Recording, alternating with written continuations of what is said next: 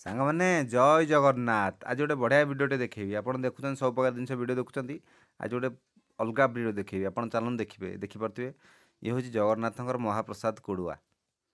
ଇଏ ହେଉଛି ଜଗନ୍ନାଥଙ୍କର ମହାପ୍ରସାଦ କୋଡ଼ୁଆ। ହଁ, ଇଏ ଦେଖନ୍ତୁ ମାନେ କେଉଁ ଟାଇପ୍ରେ ଭାଟିରେ ଲାଗିଛି। ଥାକକୁ ଥାକ ହେଇକି ଭାଟିରେ ଲାଗିକିରି ବର୍ତ୍ତମାନ ବି ତଳୁ ନିଆଁ ଜଳୁଛି।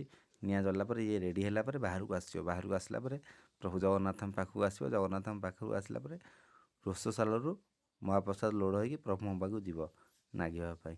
ଇଏ ହେଉଛି ଏଇଠି ଆଜ୍ଞା ତିଆରି ହେଉଛି। ଦେଖନ୍ତୁ କେମିତି ନିଆଁ ଲାଗିଛି, କେଉଁ ଟାଇପ୍ର ତିଆରି ହେଉଛି।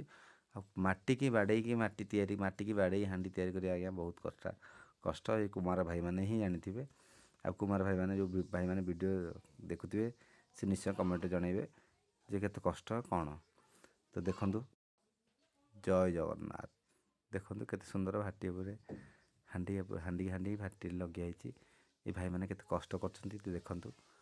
ଦେଖିଲେ ମାଟିକି ମାଖନ କରିକିରି ତାପରେ ମେସିନରେ ତାଙ୍କର ବୁଲେଇକି ତାପରେ ଛାଞ୍ଚରେ ବାଡ଼େଇ ହାଣ୍ଡିରେ ମାଟି ରେଡ଼ି କରିକି ମହାପ୍ରସାଦ କୋଡ଼ୁଆ, ଏହାକୁ କୁହାଯାଏ ମହାପ୍ରସାଦ କୋଡ଼ୁଆ।